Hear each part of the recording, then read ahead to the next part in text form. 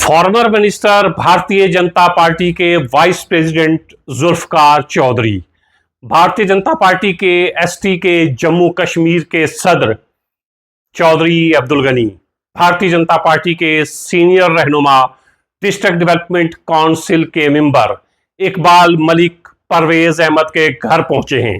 परवेज अहमद, आपको याद होगा चंद दिन पहले दो पुलिस वाले इनकाउंटर करते हैं जिसमें परवेज अहमद की मौत हो जाती है। शुरू में यह बताया जाता है कि परवेज अहमद ड्रग पेडलर है, इसलिए उसे गोली मार दी गई और क्रॉस फायरिंग में उसकी मौत हुई है।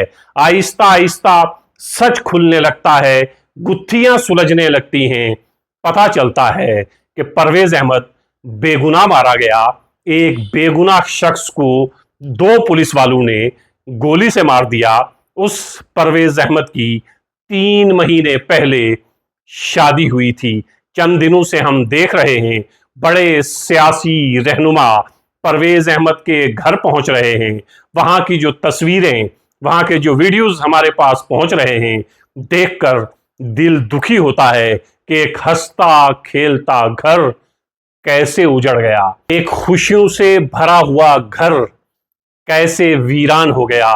ये मंजर हम तक पहुंच रहे हैं, दिल दुखी हो रहा है, दिल उदास हो रहा है। इस बीच में एक सवाल जहन में आया था, वो सवाल ये कि भारतीय जनता पार्टी के 28 एमएलए, 2 मेंबर पार्लियामेंट, एक राज्यसभा का मेंबर, भारतीय जनता पार्टी का जम्मू कश्मीर असेंबली में leader of opposition, Bharatiya Janata party के अध्यक्ष कहां हैं? अभी तक दिखाई नहीं दे रहे हैं। क्यों खामोश हैं?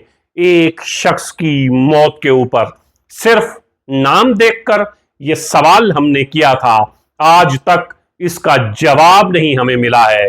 जवाब यह होता कि भारतीय जनता पार्टी के ये लोग परवेज अहमद के घर पहुंचते, इजहार अफसोस करते, लेकिन अफसोस भारतीय जनता पार्टी के ये लोग परवेज अहमद के घर नहीं पहुंचे। 2 दिन के बाद एक और सवाल ने जहन में जन्म लिया कि भारतीय जनता पार्टी के मुस्लिम बड़े चेहरे परवेज अहमद के घर क्यों नहीं पहुंचे, खास तौर से जिनका ताल्लुक खित्ताए पीर पंजाल से है। भारतीय जनता पार्टी के एसटी मोर्चा के अध्यक्ष चौधरी अब्दुल गनी एसटी मोर्चा के अध्यक्ष हैं, जिसकी मौत हुई है, वो भी गुज्जर बकरवाल कबीले से आता है।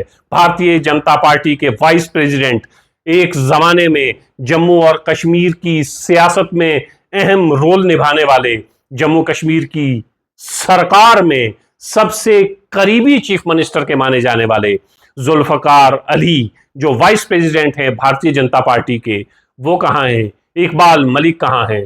बहुत से और नाम उस वक्त लिए गए थे, लेकिन अब कम से कम दूसरे सवाल का जवाब कुछ हद तक मिला है। लोग अभी जमीर की आवाज सुनते हैं, इन्हें पता है कि कौन बेगुनाह है, कौन कातिल है। बेगुनाह के साथ हमेशा हमदर्दी होनी चाहिए। आज इन 3 बड़े सियासी लोगों को जिनका ताल्लुक भारतीय जनता पार्टी के साथ है, परवेज अहमद के घर देखकर दिल को सुकून भी मिला और एक चीज का एहसास भी हुआ कि एहसास दिलवाते रहना चाहिए, बात करते रहना चाहिए। बात ट्रेवल करती है, कानून तक पहुंचती है, कभी कभी बात दिल में असर भी करती है और उसी असर का नतीजा कभी कभी हम इस तरह भी देखते हैं कि हम सवाल करते हैं, आप कहां हैं? आप खैरियत से हैं? आप खैरियत से होने चाहिए।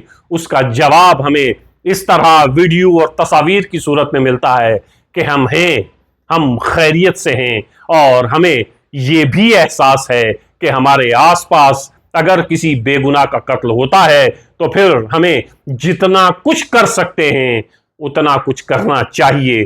चौधरी जुल्फकार अली ने उसके बाद मीडिया से बात की, कहा जुडिशियल इंक्वायरी होनी चाहिए, कंपनसेशन मिलना चाहिए, सबसे अहम बात एफआईआर लगनी चाहिए ताकि जिन 2 लोगों ने इस बेगुनाह का कत्ल किया है उन्हें सजा मिल सके। तो भारतीय जनता पार्टी के 3 मुस्लिम चेहरे परवेज अहमद के घर पहुंचे हैं। दूसरे सवाल का जवाब तो मिल गया, लेकिन पहले सवाल के जवाब का अभी तक इंतजार है। कहां हैं 2 मेंबर पार्लियामेंट, कहां है राज्यसभा का मेंबर, कहां है 28 एमएलए, कहां है लीडर ऑफ अपोजिशन, कहां है भारतीय जनता पार्टी के अध्यक्ष, कहां है भारतीय जनता पार्टी की आला क़यादत? इस सवाल का जवाब अभी तक नहीं मिला है। ये वही भारतीय जनता पार्टी है जो छोटी छोटी बातों पर आसमान सर पे उठा लेती है। एक बेगुनाह का कत्ल हुआ है। भारतीय जनता पार्टी के 28 एमएलए कुछ नहीं बोल रहे हैं, लब सिले हुए हैं, खामोश बैठे हुए हैं, मानो आस पास में कुछ हुआ ही ना हो। इंसानी जान की बस इतनी सी कीमत भारतीय जनता पार्टी के इन 28 एमएलए की नजर में है कि इस शख्स का नाम परवेज अहमद है। कुछ और नाम होता तो शायद भारतीय जनता पार्टी के ये 28 एमएलए इस तरह खामोश नहीं बैठते।